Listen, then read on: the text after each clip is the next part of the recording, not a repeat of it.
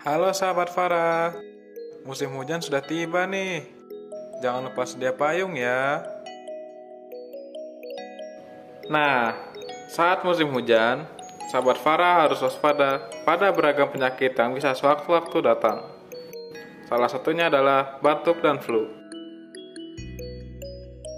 Biasanya, rebusan air jahe hangat atau berkumur dengan air garam bisa mengurangi keluhan batuk.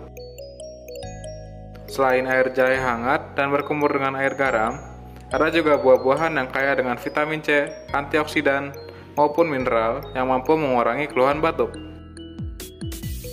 Berikut ini sejumlah buah-buahan yang kaya vitamin, mineral, dan antioksidan yang ampuh meredakan batuk.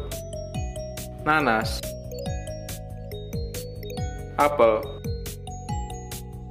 lemon, kiwi,